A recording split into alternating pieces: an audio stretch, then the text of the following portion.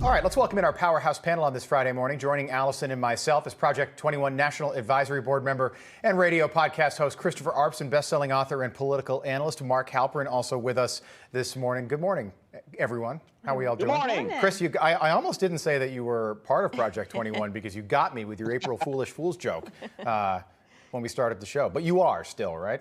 I am still with Project 21. You are. Yes, and Mark, you're still, what are you doing? You're still...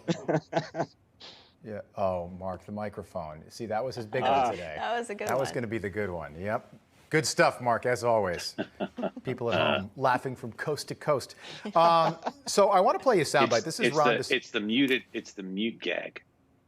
It gets them every time. Mark, we learned about this time. during COVID. So many people learn to Zoom calls and this sort of thing that sometimes the mute button. I can't believe 2 years in, I'm still forgetting to unmute. I know it. I know it. A lot of weird things happen during. Hey, at least you have pants on, so that's good. Jeffrey Toobin, right? The great Jeffrey Toobin of CNN. Okay, Ron DeSantis yesterday. So Disney World and Land, Disney, has had this privilege where they can govern themselves as an entity and company in California and Florida since, well, almost 55 years now. Ron DeSantis thinks... Vatican. Very much so, but the Vatican is an independent nation. I think a lot of people forget that the Vatican is an independent nation within the city of Rome itself. Mark, let me get through a thought here, okay? So he's really on one today. Yes. Take a listen to Ron DeSantis yesterday. I would say any special privileges that are in law, I would like to get rid of generally. But I think in this particular case with Disney, I just don't think you have very many people in the legislature anymore who are going to be able to defend a lot of what has been done over many, many years to really have them almost govern themselves in some of these things. That was probably never appropriate to start, but it's certainly not appropriate now at this point. So there's a political angle as well. A lot of people think Ron DeSantis is going to be a candidate for president in 2024, but don't forget, he's got to win in 2022. He's running for governor. He'll be right back on the ballot in November.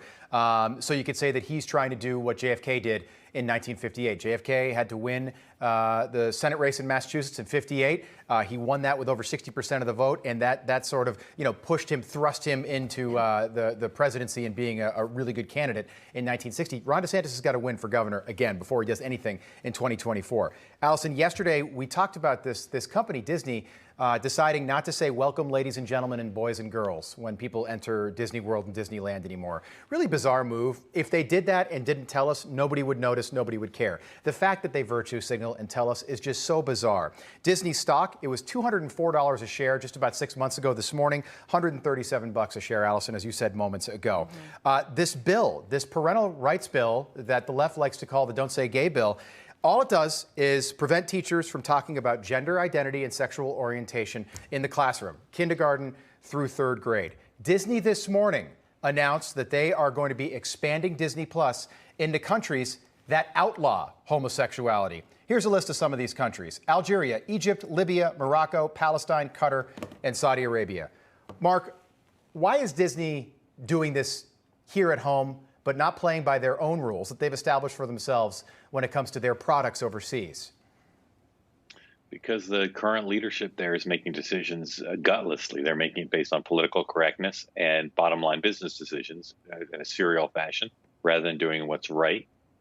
Bob Iger, who used to run the company, used to be my boss, had it absolutely right. He said, the way to do these things is to decide what you think the right thing is and then do that and not base it on woke, not base it just on bottom line dollars. Yeah, I want to talk about this CEO, this new CEO, because what happened is he was silent really about this bill, this legislation, and then he started getting a lot of pushback from some people inside Disney. Right. So he felt the pressure from a minority within the organization. A tiny minority. Yes, there are conservatives that work at Disney, by There the are, way. and they've spoken out. Yeah. He then did an internal memo to all of the team members saying, okay, I haven't done enough about this. I am sorry. He apologized to them. There also was a film that they were making, a cartoon, a movie that had a same-sex kiss in it. It was taken out prior to this.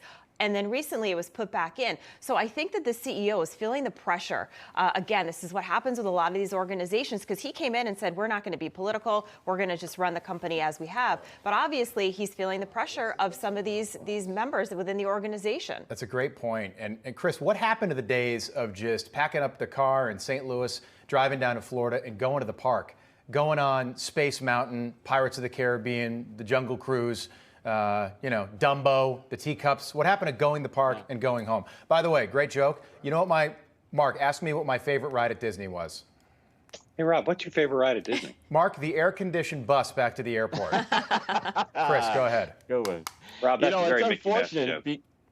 That's unfortunate because my wife and I actually have a Disney World trip planned in May to celebrate the 10th birthday of our niece. And with this, everything going on, it, kind of puts a damper on it. I think this example shows that these corporations are being blackmailed basically by a small group on Twitter and within their organization. But the vast majority of Americans don't agree with teaching kindergartners through third graders about sexuality. Even the Democrats in Florida, 55%, I think, or somewhere around there, are in favor of this don't say supposedly gay bill. Disney's out of touch, and I think it's going to cost them with their bottom line. Yeah, I encourage anybody that, is on social media and they scroll through and think that this bill is what some people are saying, to read the legislation. Because please read the legislation. I think with social media, people see it and they just assume, and then they jump on this bandwagon. Well, I just read the bill. Yeah, Allison, also, and it's not this is a couple of pages, but I think what gets missed here is, unlike Joe Biden, January 20th, 2021, when he signed, 20 executive orders, this is not an executive order. This was passed by the Florida House. It was passed by the Florida Senate in a bipartisan fashion. It made its way to Ron DeSantis' desk, and he signed it into law.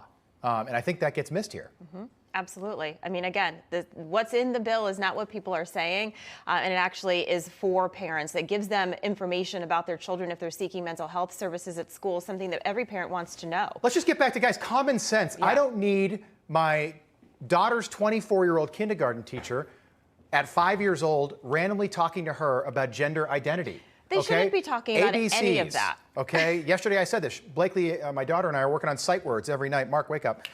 Every single night we're doing sight words. But I do like the political implications of this, Mark. I think that DeSantis is brilliant here because he's putting Democrats on the defensive. He's exposing them. He's forcing them to explain he's forcing them to make an argument for this bill. People often compare Ron DeSantis to Donald Trump, and I'll tell you one thing they have in common. During the South Carolina primary in 2016, Donald Trump attacked the Pope. You wouldn't think a Florida governor attacking Disney would be a good idea, but these guys just pick targets and they go for it. Yeah, that's a good point. And just final point here, NBC News yesterday coming out with this voter enthusiasm poll, Chris. Republicans now have, and I think it's a result of bills like this, and the same thing happened over the summer with the Georgia voting law when they moved the All-Star game out of Atlanta. Then Atlanta doubled down and won the World Series. How about that? Then the Georgia Bulldogs won the College Football National Championship. But Republicans now, and this is amazing, they've got a 17-point lead over Democrats in voter enthusiasm. It was 11 points in October, Chris. Final thought on that. Which is something that's almost unheard of. Democrats always lead in those generic ballots, and I think it just shows that the Democrats are in for a complete wipeout in November, and I don't think, as we've discussed here today, there's not much they can do about it. Just quick, Mark, I know that you were all over this voter enthusiasm poll as well, but 17 points. Okay, so that's huge. I think it'll probably grow between now and November. In November 2010, the same poll was 10 points. So we are way beyond where we were in November of 2010, and that midterm election was historic. Republicans, that was not a red wave, it was a red tsunami. So it's going to be interesting. Despite all that, I think Nancy Pelosi will retain the Speaker's gavel. Happy April Fool's. I'll tell you what, Mark, with the jokes today. All right, thanks very much, panel. I wasn't fooled on that one. I know, that one, I picked up on that one too, Chris. I'm with you. All right, panel, we'll do it again. I wasn't really asleep. Tell the control room I wasn't really asleep. They were screaming in my ear, wake up. Good stuff, guys, as always. We'll pick this back up top of the hour.